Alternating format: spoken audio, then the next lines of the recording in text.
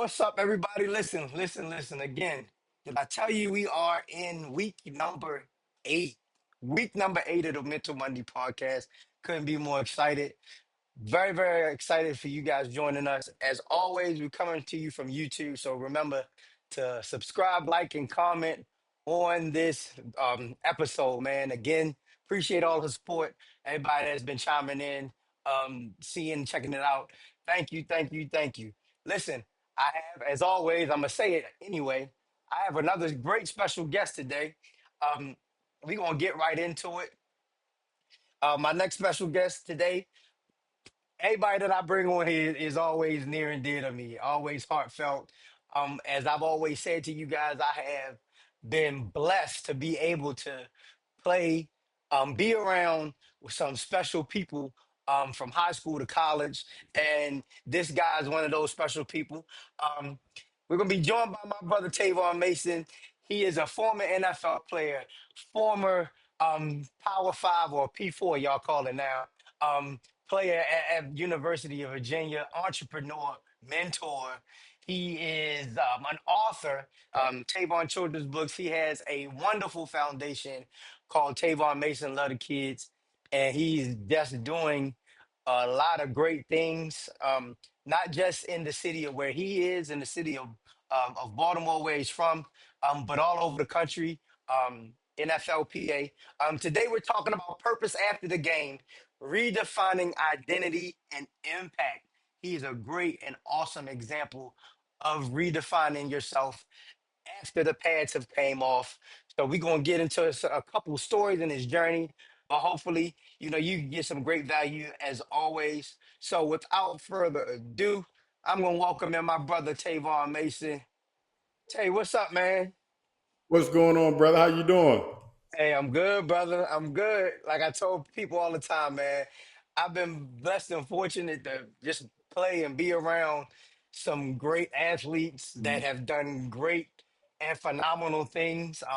One of the reasons why I got into this podcast and just into the whole psychology of sports was just mental mindsets that I felt like this generation needs to hear Right. regarding just getting to where they're going to the where they're trying to be. So great and glad to have you on here, man. What you been up to? Tell the audience a little about yourself.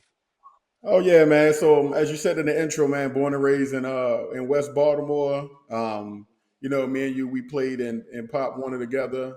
Went to Yeah, Woodlawn man. High School. Was able to follow behind some great people. The Keon Carpenters. Yes. A lot of our guys we played with that had that Hmm.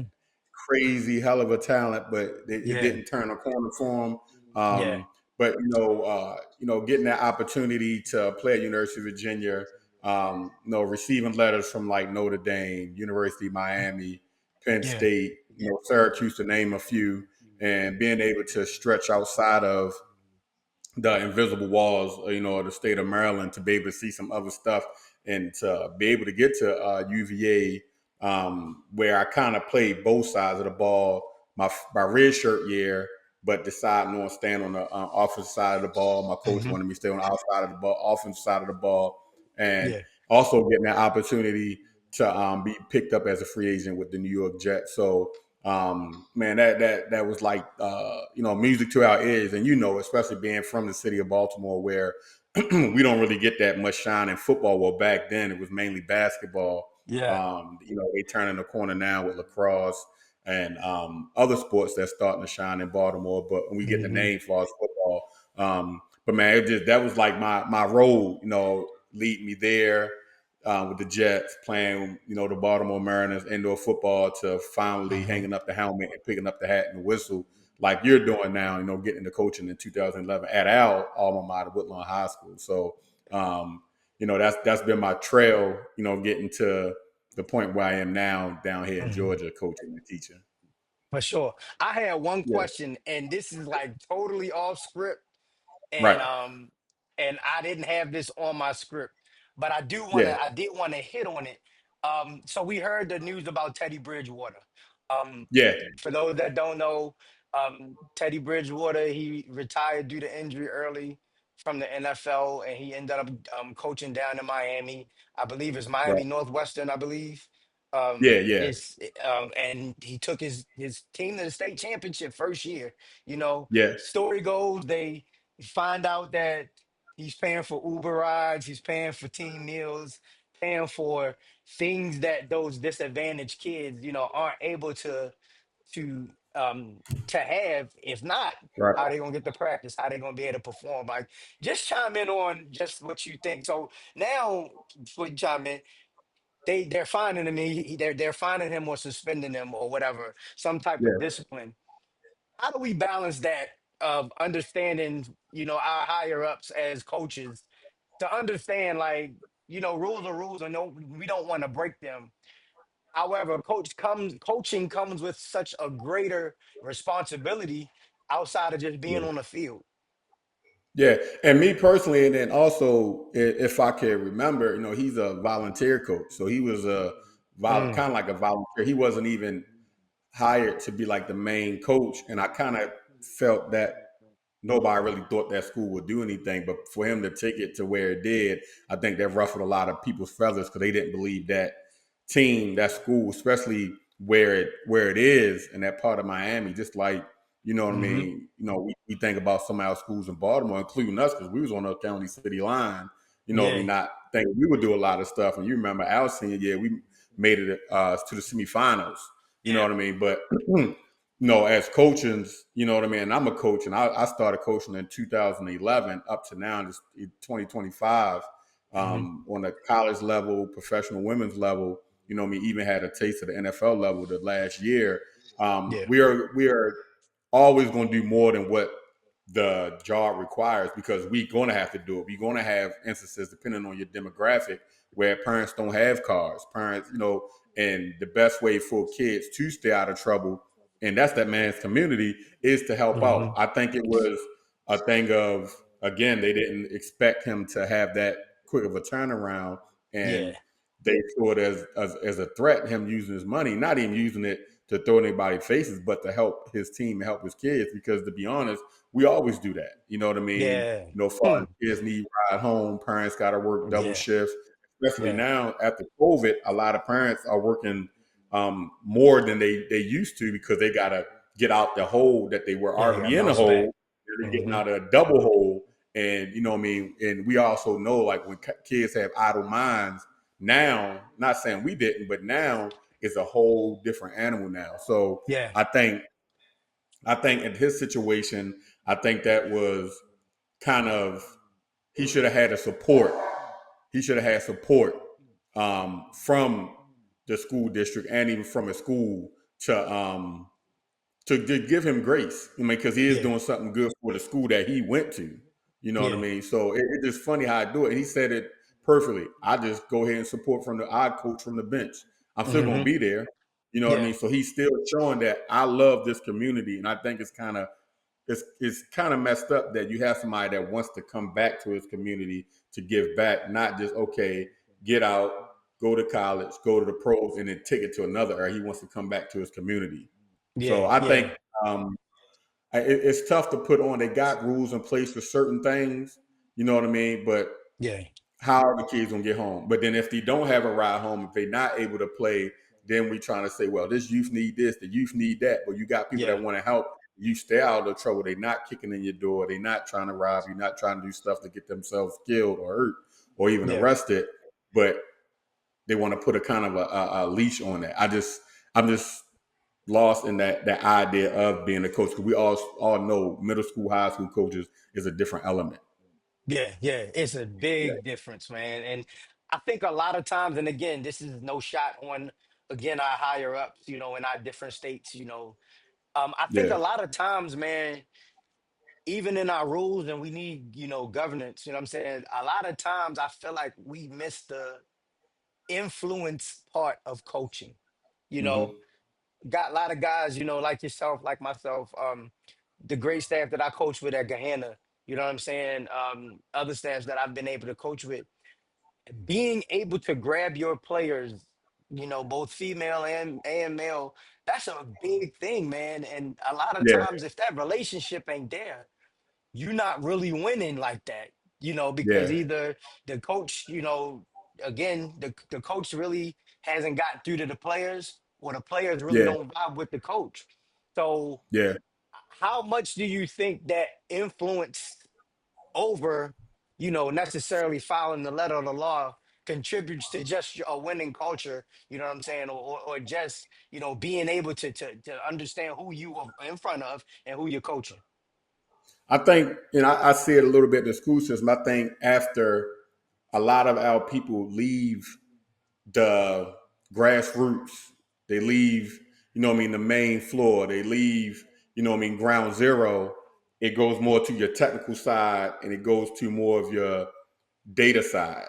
So, and a Okay. lot of those people lose what they got into the business, what they got into that business for, that Hmm. education business, that coaching business for, because now everything is numbers, numbers, numbers, data, data, data, check off, check off, check off, check off. Yeah, So, and they get away from it, because I had a moment that's where good. I had thought about wanting to be a vice principal, assistant principal, but then Hmm. I knew I love coaching, whether it was Yeah. football, moving down here to Georgia in my second year down here, and I'm being given the keys to Hmm. being the head wrestling coach. So now I'm Yeah. learning I learned a new sport that I love, Hmm. outside of the main sport that I love. So, Yeah. and I never want to get away from that because I love being on that ground zero, even though it kicks our butt at times. But I like to see that growth in kids, going into the school I'm in this year, Northside and Warner Robins, Hmm. all new coaching staff, new head coach, Coach Boone, great coach. He coached at Langston Hughes up in Atlanta, won a couple of Hmm. state titles. But Al is Nice. a whole new coaching staff. So now you're taking kids that were used to a different coaching style, coaching staff. Now I got to adjust to a coaching staff that hits the ground. You know what I mean? Al Yeah. knows is in it. We know football. But I like that part of it to see it grow. You know what I mean? Yeah. I do think from time to time that some of our higher ups need to carve out time to come down and see, what I mean, what's going on. Nice. Talk to the kids, ask them like, why do they want to do it? You know what I mean? Not just creating law rules, just to say I created a rule, but Yeah. why do my coach have to help me with this? You know what I mean? Why Hmm. do I need my coach to help me mellow out? Because you said something about boys and girls. I went from strictly all boys with football for years, and now I'm with wrestling. And Hmm. my first year coaching wrestling, we had 12 kids, 9 boys, and had 3 girls.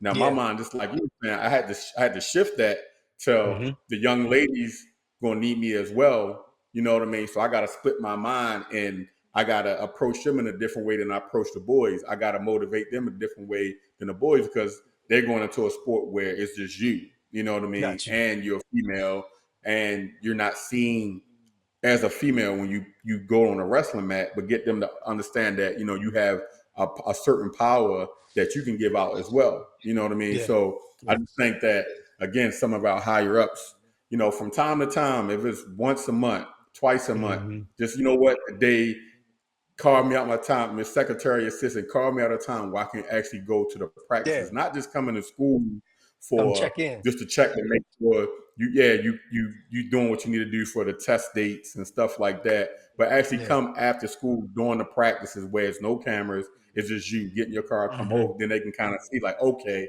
I see why these coaches do it. You'll see why Yeah. kids, you don't want kids walking home. We want to drop them off, or we're gonna help here a little bit. You know what I mean? If you got a parents who house caught on fire, why the coaches help get them TVs and Yeah. clothes like that?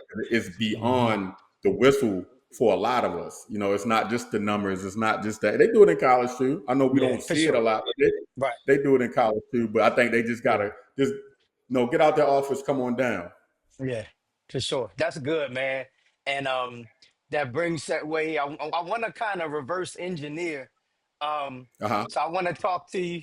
I want to start this conversation from the high point or the climax, if you will, of Right. your athletic journey, then work back. Again, we talking to special guest Tavon Mason, former New York Jet, current high school coach in the area Mm-hmm. of in the state of Georgia. Another one of my high school football teammates. I have a Yep. question. So, um, a lot of athletes struggle with this question: who am I when the lights go off? You know what I'm Right. saying? You, of course, we know you made it to the NFL, and you seen that chapter end, and of course, we don't want to see that end. You know what I'm saying? We Yeah. wish it could be forever. Um, Talk to us about the mental process of transitioning out of professional football, and what kept you grounded. I think the biggest thing with me that helped me was I had my oldest daughter then, Jordan. So I Shout out had to her Jordan. my junior year going into college. So Hmm. um, my transition was keep chasing or put myself in a position to continue to help her out more, to be there for her more, and be able to do stuff that Yeah. I would like to do without keep chasing the game. You know what I mean? Hmm. So it was a struggle at first. So when I first came home and I still was trying to get in the league, I literally had to. I literally would not watch football, wouldn't pick up a football for like 5 months, and Wow. then if that itch come back, then I get back into training. So I had to leave it alone like totally because I Hmm. knew if I didn't, and I kept trying to email, I kept trying to call, I kept trying to go to these workouts, this workout, I think Yeah. that would have been my mental shutdown and probably would have put me in a state of depression. So what I had to do for myself was just don't touch the football at all. I didn't watch Yeah. it on TV, nothing like that. I just left it alone totally to like empty it out so my brain and my body wasn't filled with it, and then I overflow and no telling what could have happened. So to keep me grounded was doing that. The Okay. thing that also caught me was even after finishing, with the Baltimore Mariners and the indoor football league was I got to do something to start making moves to kind of like better myself. But like Yes. I also think to myself, how can I stay connected to the game? You know what I mean? And that's when I got into coaching. My first year getting into coaching in Hmm. 2011. By the time Yeah. 2011, the itch was pretty much gone. Yeah. So I would get the itch a little bit being on the field with coaching, but it was enough to where all right, the coach I was coaching for, all right, yeah, man, I'm gonna go ahead and make this run again. It was more Hmm. so of I get out there and run routes, with my receivers when I first Yeah. started coaching that with you know what I mean, catching the ball with the returners because I was a kick Hmm. returner as well. You know what I Yeah. mean? So again, the thing that kept me grounded was leaving it alone for some time, allow it to empty out. So if I wanted to fill back up, I wasn't overflowing. For sure. That's good. That's Yeah, good. And it's so funny because, even coming out of college, you know what I'm saying? As you said, you played at Virginia. I played yeah, Division II in West Virginia State. It's such a pull, man. Like, what do we yeah, do now? You know what I'm yeah, saying? Like, yeah, I don't move how I used to. yeah, It's my 4 years of eligibility is yeah, done. If you're blessed to go to the next level, but back then they didn't even have all the professional leagues that they have out yeah, now. Like, I yeah, yeah. think, and I'm sure you can attest, had the professional flag football league been out, man, you Oh probably could yeah, have played. You probably could have played a little bit longer. You know what I mean? But yeah, it's so hard to understand. Like, once that is over for your life, yeah, like, what's next. But yeah, I remember my first podcast. Shout out to my boy Da. He's one of the local trainers here, man. Does great work with kids from every level. He got some guys in the league that he's put. And one thing we talked about is, although his professional career or stint wasn't long, you find mhm, yourself doing so much more yeah, once you're done. You know what I'm saying? And yeah, you find yourself impacting a lot more people. yeah, And again, we can't dismiss the fact that you guys were professional athletes. That's a yeah, conversation starter right there. But due to that experience, that God allowed you guys to see, man, that opened the yeah. door for so many other things, man. But you want to know Tell the us. crazy thing? Go You ahead, want to yo. know the crazy thing with that? Mhm. Like you said, what I mean, that piece. I didn't even use that tone when I first was done. Yeah. It took other people to make me realize that me being with those Jets, those two trips, that was a big thing. Because to me, I built my mind to see it as a job. And I was like, all right, the Okay. job is over. I got to find another job. I got Jordan. I got myself. I got to try Yeah, to, start building my life. I don't want to, rely on my dad and my mom because that's not how I was raised. It was like, okay, we're gonna go ahead and hit this mark. If for sure. if I start to struggle, yeah, I reach out. It wasn't until other people would say it, and they would say, "Hey, you know who that is?" And I would put my head down, like, "Oh man, here we go." And they like Taywan Mason. He used to play the Jets. He like Taywan Mason. Hmm. Like, yeah, I never used it until Yeah, around 2011 when I started my foundation. So like what you said was major. A lot of us, my life after I didn't push the gas pedal like I should have. I should have, like you said, I should have used that. Maybe it could have been, doing sports shows, being hmm, an analyst. Maybe it could have been yeah, some other stuff. Me, it was like, all right, it was a job. All right, yeah, time to move on. Like I said again, it wasn't until other people said it, and then people, like you said, people were like, man, that you did that. That's major. A lot of people can't do it. yeah, So brother. start. And once I started saying it, it made more sense. But to me, I Hmm. felt like, no, if I'm done, I wasn't there anymore. So I'm gonna go ahead and pack that up, put that in the Like closet, that, and then yeah. let's go live the next life. I didn't really hone it in or pull it in. So like you said, the life after, which I see now, the athletes now have a better hand because you got people in place that want to Hmm. be agents or PR people for your life after. So it's so Yeah. many, like even the last few years with me trying to reach out to agencies to try to help me with life after doing some other stuff. I mean, it's Hmm. crazy how many agencies you have that one of their underneath their bouts, their missions is to prepare you for when the lights go out. And they said, just like you said, they said they got it underneath their website that again that wasn't there for us. The same way you Yeah. got all these tons of leagues, FFL/UFL, all this Yeah, stuff. man. So Yeah. Yeah. Well, for sure. And it's crazy because I was just in Seattle at this wellness event, and so I was able to meet. I met a Hall of Famer for the first time, and they're like, mhm, it floored me, like, and so because we talking about the path that you're on, right, and so I'm in Seattle at a wellness event, and the event is at Lumen Field. Lumen Field, that's where the Seattle Seahawks play. And right, so there was a reception after the event. And so I'm not sure if you guys are familiar with him. His name is Walter Jones, played guard for Seattle, number 71.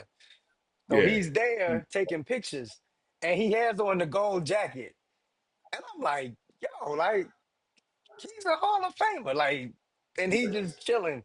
You know what I mean? yeah, So, you know, you saying that, using what using just your platform, let's call it that, yeah, being yeah, able to use your platform, like, and that's an encouragement to whether you in any professional league, you could be a dog in high school right now. You know, yeah, we got this NIL thing, whether you're in college, yeah, it's okay to use your platform to be able to voice things, to be able to leverage yourself. Like, that's a part of the game now. You know what I'm yeah. It saying? is. Like, that's how people play in the game now. Like, I don't particularly agree with it, especially with kids transfer so many times. But that's how the game is played now, man. So, Yeah, I would say if you have the stock in it to bet on yourself, man. Like, go ahead and bet on yourself, man. Bet on yeah, yourself. Um, you hit another thing I want to kind of transition to your purpose, passion, and your public service, because mhm, you mentioned about wishing you used your platform to, allow yourself to be open to other opportunities. There were some opportunities that you had. You hooked up with another former NFL player in Baltimore, yeah, Baltimore native, and you did some big things, which you talked mhm, about your foundation. Tell us about that. yeah. Yeah, so I always knew, even back in high school, I wanted to do something to help, whether it was kids or just help back in Baltimore. So I Yeah. always had this dream of once I was done, whether I made it big, big, or even a short time I had to be able to give back. So I started Hmm. my Table Make the Kids Foundation back in Hmm. 2010, and I just started with just reaching out to children hospitals. Hey, I'm Tavon Mason, Baltimore native, former New York Jet wide receiver, and I just wanted to come give my time. Come, if it's okay, come, give my time, sit with the kids, even like speak with the Hmm. kids, do like active events. So that's how I got started in the summer 2010.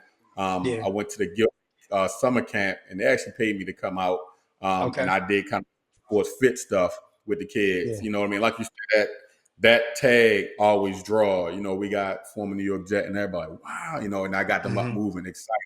You know, and Yeah. it manifested from doing those to 2011 of doing sports fit days at school. So basically doing like elementary school takeovers, like the whole entire day. I'll just Nice. every day I'll have stations in the gym, and they rotating, whether it's running high knees, star jump, stuff Hmm. like that. Yeah. I do autographs and stuff like that. I Okay. wanted to hone in on certain things, so I started to pick. I made my organization seasonal so it wouldn't overlap with Hmm. everybody. Yeah. Uh, Summertime in 2016 created my Table Mason of the Kids reading tour, where I would hit one or two libraries in the city, and then I would hit like Hmm. several libraries in Baltimore County, and I call it my getting active with reading. So we Yeah. would read. I would read a book to the kids, but I also get them moving. So I should tell the kids, you know, we want to let's get kicked out the hospital, out the library. So let's do the opposite of what the library wants you to be quiet. Let's be Yeah. loud. So we can raise eyebrows and more people come over. So I will read to the Yeah. kids. Next thing we're doing jumping jacks. You know, we're doing push-ups. You know, to a Uh-huh. point to where a reporter from the Essex newspaper had did an article. She came out to the library out in Essex, kind of near the Dundalk area, and she did an Hmm. article and Nice. got a front page picture of myself reading, and you see my youngest son Aiden standing in front of me looking at the book. So I wanted to bring reading back, literacy back in the way that you and I saw it when we were younger. Yeah. So just doing different things, whether it was slipper drives, you know, I would do slipper drives and visit several hospitals, you know, children's Hmm. hospitals, and that blew up. I got on to WJZ and talked about it, and had people from the Eastern Shore, from Pittsburgh, wanting to Hmm. donate Yeah. these slippers. And then we went from University of Maryland Children's Hospital to we got up right before COVID. We were in 9 hospitals, children's hospitals Mm. between Maryland, Virginia, and even up in New York. So we was at the Yeah. Children's Hospital at University of Virginia, where I went to school. We went to the Children's Hospital of the King's Daughter in Norfolk, Virginia, to up to Uh-huh. the Ronald McDonald House on Long Island, to where I mean, I played with the Jets. They're in New Jersey now. So each Hmm. year I wanted to kind of expand what my vision was for the organization and helping. You know, even visiting the women and children's shelter on Franklin Square Drive to getting major donation, whether it was books, clothes. We would cook dinner to where we flipped it, and I wanted to take care of the men because a lot of times men we are pushed to the side, and Yes. I started doing a coat and toiletry drive for the West Side Men's Shelter in Catonsville, and we would make it like a total day. We would do it every year on the Ravens' last home game, and we would have a game on the TV. We would Hmm. set the coats up in their center, and the men could come in, pick coats. They could pick toiletry bags. We would put toiletry bags together. You know, team would help out. And we just wanted to give back to where, a couple of years we had haircuts. So the men get haircuts, and just hearing men that you and my father's age saying, man, you don't know today, just like I feel like a different person. I'm glad you came past because the men was overlooked. So my main Hmm. goal was just to give back, but do it in a way where I like to tell everybody to be touchable. Because a lot of times us Hmm. as athletes, especially when you get on a professional level, Yeah. we go where our team sends us instead of we instead of our team going where we want to go. So I wanted Wow. to make it where I wanted to go and my team will go with me. So it's not just feel like it's like a setup for like a PR thing. Yeah, we For would do sure. pictures, but these are things that I wanted to carve out to Yeah. do. Yeah. And Joe Gamble, who you was talking about, he would come in, and help out. And then we came up with an idea during the COVID to come up with our graphic novel, a comic book called The Hmm. Justice Duo. Yeah. And what we did, which was different, the Justice Duo, it basically is the story of me and Joel, you know, becoming our our superhero self as our football player self. So if you look at the Yep. cover, the first cover, what I mean, you got two little boys playing in the sandbox, and behind us is ourselves when we put our jerseys on. You know what I mean? Hmm. Joel Yeah. played with the Browns, played the Eagles and the Titans. So and like the background of it, we was meeting in our sandbox where we meet at, and we came across these like magical jerseys. It was my number Hmm. 18 jersey and Joe's jersey with the Cleveland Browns, and once we put on, we transitioned to like superheroes. But the Nice. unique thing that we did, we took at the time uh, world problems and gave it a face. Hmm. So in our first book, it was on bullying. So we gave bullying a person. We made like a Hmm. cyborg kid where he Yeah. would bully, but we gave it a face. We gave Yeah. gentrification a face. In our second book, the Hmm. third book, we gave food deserts a face. You know what I mean? So Yeah. that the kid's it's not just glitz and glamour and Yeah. sunshines and rainbows. We wanted to Yeah. show, because our kids now are going through stuff, Hmm. so they're going through the food deserts, being in Yeah. areas Food where it's, deserts is real, man. yeah. So we gave all that stuff a face, but Hmm. on top of it, we would go out, we would read to the kids, pictures with the kids, it was pretty cool. So I just wanted to be, whatever I did for the community, I just wanted to be touchable with it. I didn't want it to feel like, Yeah.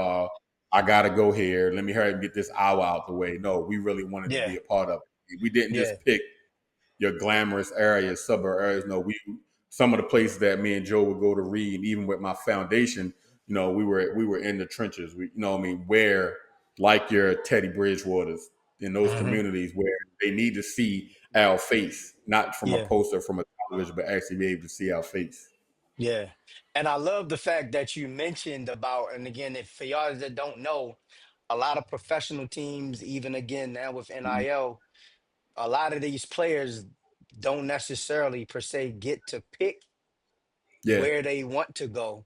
So they'll yeah, pick where the PR person, pretty yeah, much are telling them to go. So when you're in a position to be able to pick where you want to go, like that's when it's more genuine. That's when it's yeah, more heartfelt. Just like Taylor, like you were saying, like, it yeah, wasn't just where somebody wanted me to go for pictures and likes, you know what I'm saying, and things like yeah, that. That it's always more heartfelt. Um, you could have did anything else, man, like after that. Like yeah, the goal from your books to your foundation to your clothing drives, your slipper drives, dealing with the homeless population, um, even to you coaching now, like on the yeah. football, wrestling, coaching females. Like, what was your drive to continue to stay around just the sport? Like, what was your mentality? Like, why you still want to do this? One, 'cause I love the game. One of my goals is to either get on the collegiate level, NFL level, Hmm. Yeah, even to be back as a head coach eventually. If I stay on the high school level, I just love the yeah, game. I love coaching. hmm, That's the reason why I stay close to the game. Also, like I yeah, said earlier, I like seeing the progression of our young people making it to the next level. My a yeah, joy I get is, whether it's athletes or kids that were in my mentor group when I was at Franklin Middle School in Baltimore County, was yeah, receiving messages on Instagram. Hey coach, hey, what's up, Coach Mason? I know you'll probably remember me, but you blah blah blah, you blah blah blah. So being able to get those messages, you know what I mean? Being able to, when I open up my Instagram, I post something about my birthday. I got kids, like, for example, the wrestling team this past year, it's my birthday, and kids posted like videos and tagged me in for my yeah, wrestling team, like throughout the hmm, season, and some of the stuff that the kids said. And just to show you that it's not about my African American kids, it's all kids, because the one yeah, that touched me the most was when he's a sophomore. um, Isaiah Eason made it to states for his weight class as a sophomore. He's a Caucasian kid, but when he hmm, had tagged me to post on Instagram, and just how much he saw me as a dad as yeah, well, that touched me. So my reach, no, it's not only just with my race and my culture, it's for all kids. My thing, I want to touch all kids to help them out any way they want, yeah, if they're open to it. So I just wanted to stay connected to the game. And I know this game does more than just the money factor. It also creates those lineages and legacies for those players or those athletes. I yeah, have one young lady that just graduated, Christian Hope. midway through wrestling, she was like, I'm gonna give it my all for the states. She made it to states, and she's like, I don't see myself doing it in the college level, so I'm gonna go right into the firefighter. So Mm-hmm. down here in Bib, they created a program that runs through one of the like kind of like high school like technical centers, so to speak. Okay. And she joined it, and I told her to support her. Like, hey, I want to see y'all do the burn house. Like, y'all go through the fire stuff. And she's like, you Yeah. really do? I said, yeah. And when she told me the date, boom, I showed up. I left Mm-hmm. school early. You know what I mean? And I showed up, took pictures, sent it back to the school because Yeah.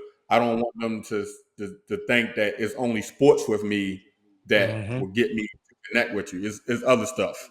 You know what I mean? Yeah. Whatever you like to do, if I can come support it, I might not know nothing about it, but I'm gonna go there and support so you can see a face there. So I think that's why I stayed connected with it.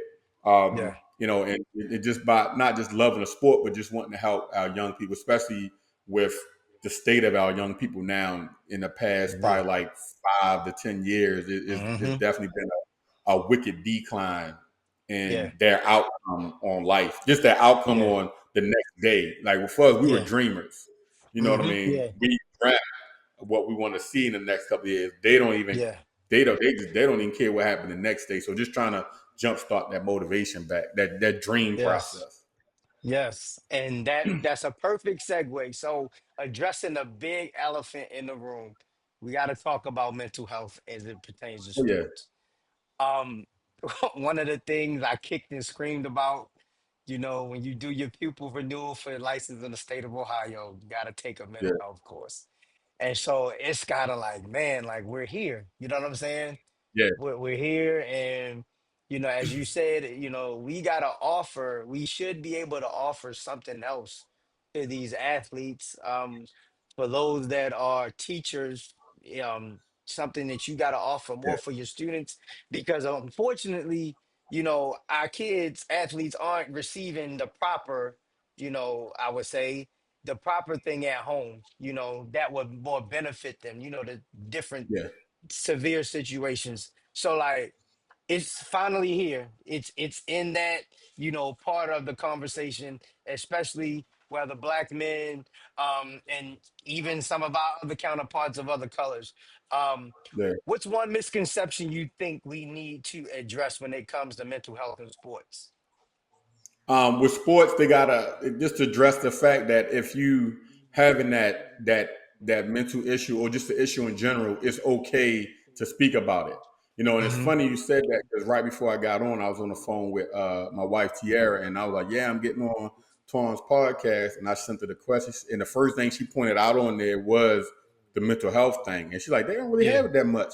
I said, "You're seeing it now in colleges, NFL. They got therapists, on the yeah, teams." I said, but what you got to realize in my era of playing and before, that was looked at as soft. You couldn't yeah. speak about it because the persona of the game, us being Mhm. gladiators, but also how the world has how the world kind of created demand as we cannot show any type of weakness. We can't Weakness, cry, yes. and vent about anything. We vent about anything we weak, but that's Hmm. also why I believe that you have you had an increase, and you still do, of us men dying way before our women because we're told we got to hold everything in. You know what I mean? If you Yeah. cry, you're a punk. We don't cry. You know what I mean? We Hmm. can't vent out. If we vent and to try to get it off of us, then sometimes we get kicked down because like, why are you venting about this? You're supposed to hold everything with your shoulders. So I think Yeah. with that, we gotta take that away, that with sports, that yeah, we're playing these gladiator sports, and I mean all sports, but we still gotta be okay with our athletes or even us as coaches, because sometimes we don't think about that. Coaches, Yeah. teachers, or whatever our titles are, we're okay Hmm. with saying we're not okay. I think that's what I've been seeing on social media a lot. And Yeah. I definitely applaud it when I see a lot of our women, posting little gifts saying, men, I love you, Yeah. you matter. You know what I Yeah. mean? Clapping for him. we, Yeah. yeah, and we need that because Yeah. again, stepping out the doors every day, what I mean, trying to provide or trying to get better or trying to build in that area, whatever arena we in, whether it's coaching or being an athlete, just hearing that from time to time can help out. So Hmm. I think the biggest stigma is, yeah, football is a gladiator sport. All sports is like a war type sport, but Yeah. it's okay to say I'm not okay to be able to get that resource. I think another thing, and I'm not just saying this because I'm with that school now, but one of the things that Boone had talked about at our parents meeting the other day, basically how the schedule is going to go throughout the day. Yeah. Mondays, we would have a study hall. At the study hall, it's going to be these breakout groups. I forgot the term he used, but in these breakout groups has nothing to do with football. He That's wanted it. perfectly for the kids to be able to talk about anything. He said it could be a topic Hmm. of if you had $1 million, what would you do with it? Yeah. Another one, he said this to the parents. If one of your teammates got a girl pregnant and he come to talk to you, how would you handle that? So giving them Hmm. real life stuff. You know what I mean? That's Yeah. the same thing. Me and my good friend Matt Elliott, when I was at Franklin Middle before moving down, we had the G Squad every Wednesday.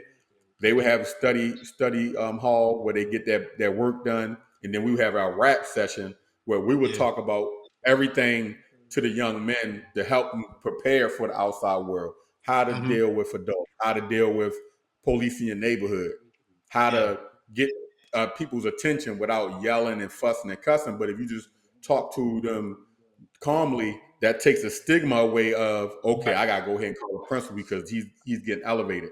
So I Hmm. think having more of those in place, especially for our high school students. I mean, it's a little different for college because you're on a different schedule. But for our high school students, having those moments where they can get away from football and we just have a general conversation. Because, like you said, Yeah. sometimes they can't have that at home. Sometimes Right. they are the parent at home because the parent's not there, or if the Yeah. parent is there, they're not in the capacity to be able to deal with the kids because they're dealing with Hmm. other stuff, other street stuff.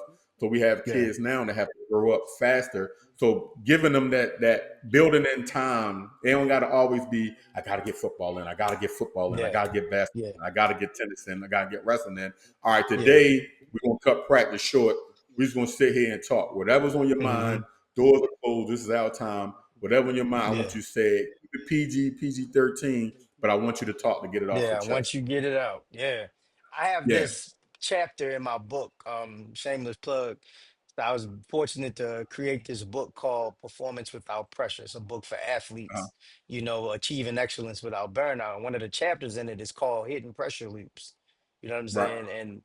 And what you said kind of sparked that because I think uh, outside of when we played, I think athletes again, this is no shade on anybody's home life.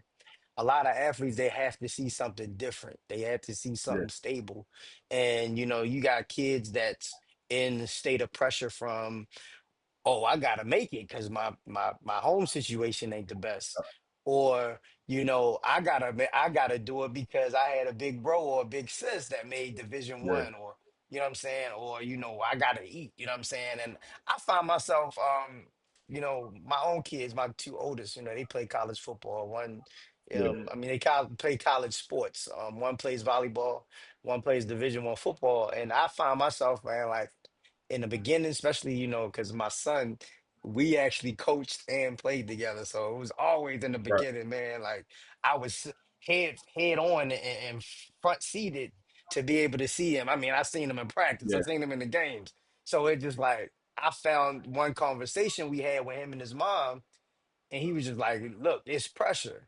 You know what I'm saying? And so that kind of prompted me like, all right, like we got to start, as well as my daughter too, like we got to start digging into just having conversations just to see Yeah. how they're doing.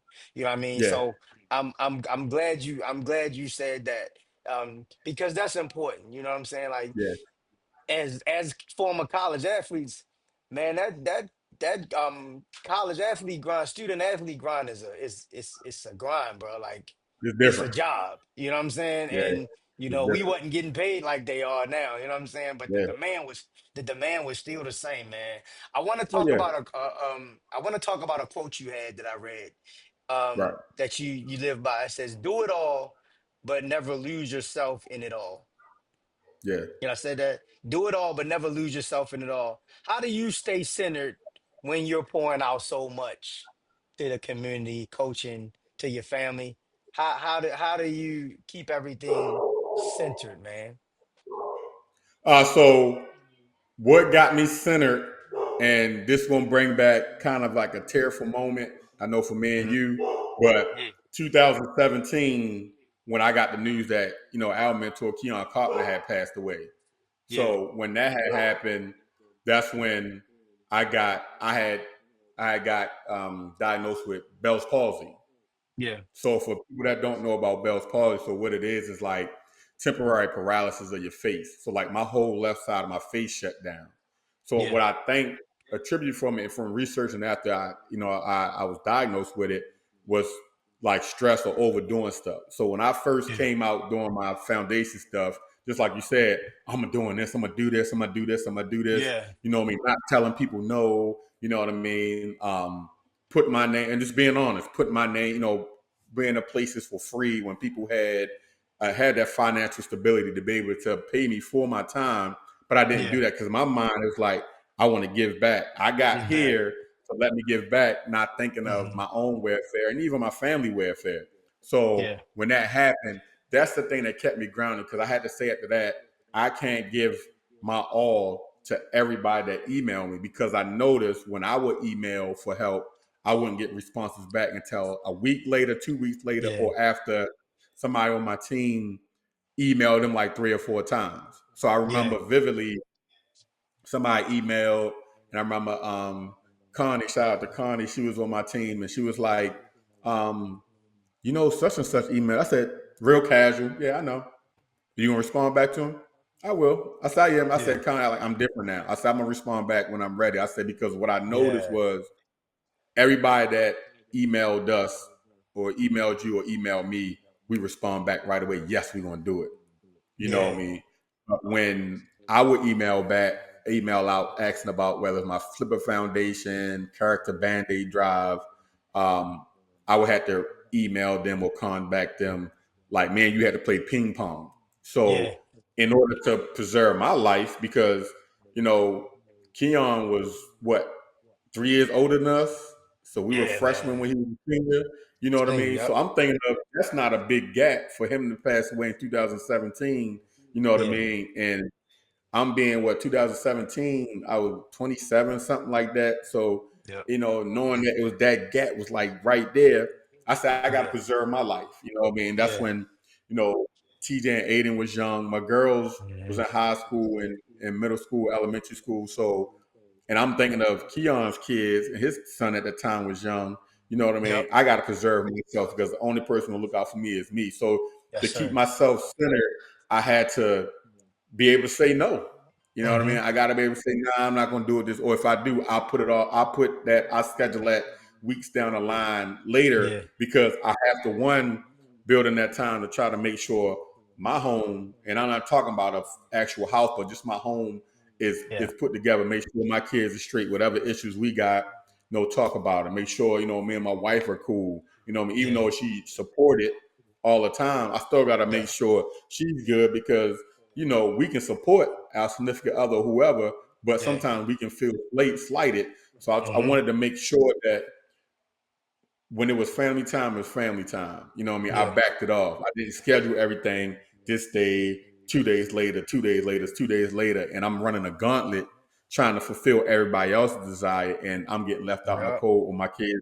Watching my kids sitting there, seeing me doing these engagements, and I'm taking time away from them. So just to keep yeah, myself grounded, I got to make me time. And for everybody, yeah, whoever sees this interview, and I hope a lot of our, our coaches, teachers, and even some of the young people, you got to make time for yourself. You know what I mean? It's yeah, okay to say no to your friends, to your girlfriends, your hmm. boyfriends. It's If they okay. really care for you, they will understand that you need that me time because that what shuts Yeah, us down. You know what I mean? hmm, That's what, again, the Bell's palsy. Like after I did that, and that went on for a month of my yeah, left side of my face. And I yeah, remember that year I did that video on Facebook, hmm, and you never know because when I did the video, I had so many people coming out. Thank you for putting that video out there because I, yeah, I would want to do something like that, but I was hmm. nervous. Even some of my And you players actually on did the it.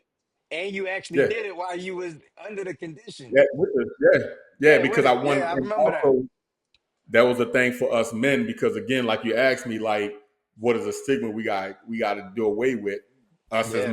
men not going to get checked out. So I wanted to do Yeah. that video, like cutting our pride and our ego, to say Yeah. if we don't feel right, go get some help or go Yeah. respond. So that's my way I stay grounded, is when I'm away from the coaching or the sport, I'm away from it. I do my Yeah. due diligence, I do my homework, I do my study, I do Yeah. my breakdown.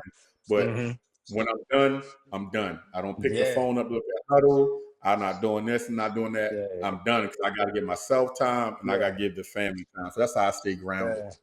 For sure, man.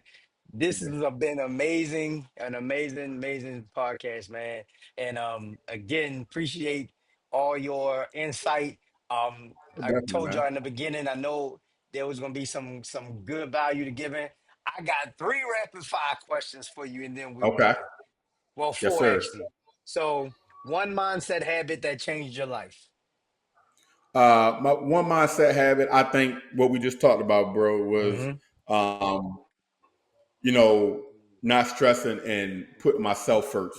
Yeah. Because we know when you in the business of the community, the even though you giving, sometimes the community can drain you because you Yeah. want to give your whole self, and you're going to run into times where the community is not so accepting and not so giving back. So Yeah. They not want all draining you myself. got. So, oh yeah, they're gonna ring you, Yeah. boy. And Yeah. I had to that Bell's palsy woke me up. So it was like Gotcha. downshift a little bit, self care, then get back out there. So that was like the Gotcha. one thing that spun me around. And that was when I was 27, Yeah. almost 30. So that I would say that was mine. Got you. What would you tell your 18-year-old self? I would tell my 18-year-old self, I would have said explore all options when it came to getting in college, because I really didn't. And Hmm. um, just to work hard. If it's something that I want to do, to hit the gas pedal 100%. I believe with the jet situation, I Hmm. think I hit it. I'll say probably like 80%, because I think I was just happy because I was there. I didn't take the full extent like I believe I could have. So I Yeah. would say work hard, and whatever I do, hit it 100%. Got you. Finish this sentence for me. The game didn't define me. Instead, it did what? I'd say it didn't define me. It molded me. I say Mm. the kind of the stuff that it molded me, and I always tell people all the time. If you think about it, look at football. Football is like a lower level military. All Yeah. right, so it molded me Yeah. into discipline. It molded me into time management. It molded me into getting stuff done on time. Hmm. It molded me to being a team player all the way around. So I Yeah. say it molded me. Yeah. Yeah. Yeah. All right. Last one. In one word, how would you describe your legacy? I would describe it in one word. I would say continuing. And I say continuing with having my boys, also with my daughters, but having my boys, and just like I seen even when your kids were younger, and Hmm. how you got to coach your son, and now I see, well, maybe not now, but even then when I first started coaching, I was leaving Hmm. Woodlawn to go to Stevenson University, Yeah. and TJ was young, but seeing Hmm. them follow my trail. And just Yeah. like you, I didn't push them to it. But, Hmm. Tierra said, they're going to follow what you do. So they've been on the football trail on my coaching side since I Yeah. started coaching with Woodlawn in 2000, because Hmm. TJ was born in 2012. Hmm. So practices, they was on the field. Stevenson University, TJ throwing, a college football at the age of like 4 or 5. Aiden right after it. So even the day when we had our meeting to get ready for the fall, Hmm. Aiden went with me. He's in our gym playing basketball. Next thing I know, while we have an offensive meeting, he comes walking in, he sits in the chair. So that's why I say Nice. it's continuing, because they're holding on to what I'm doing, and I could see where it's turning for them. And just like you, I'm not going to push it, and cause I know it's pressure. I know Yeah. it, it's going to be pressure. That's why I commend any of you guys that coach your kids, because Yeah. I know that could be Yeah. stifling on them, because the players gonna think, oh yeah, he gonna get everything because he's the Right. coach's son. And that's why Hmm. I haven't gotten there with the boys when they played their youth. I sat back, still be coaching from the side because just in me, but Yeah.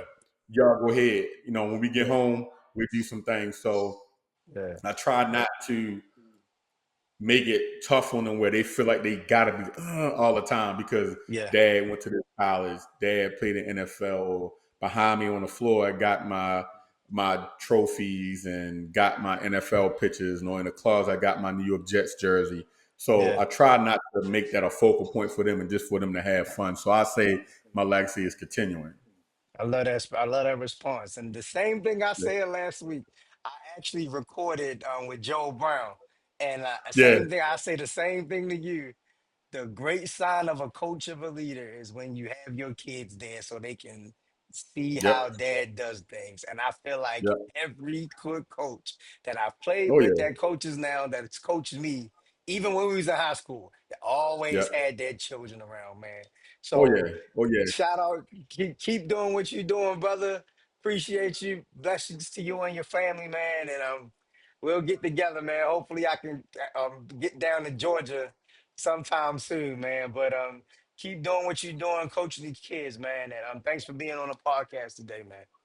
Oh yeah, man. Without no doubt, man. Appreciate you too, man. Love you, man. You know, For sure. for everybody listening, you know, me and Twan go back to like fifth, sixth grade. So, Yeah, um, man. you know, these lasting friendships can last if you make it Yeah. last. So Yeah. that's my last word for anybody that Yeah. listen to this. True friendship can last if you want to make it last. So, For no, man. I sure. appreciate you reaching out to me and asking Yeah. me to be on the show, man. I appreciate you No doubt, 100. bro. No doubt, for Yeah. sure, man. Hey, listen, this is my boy Tavon Mason. We signing off, man. Peace. Peace.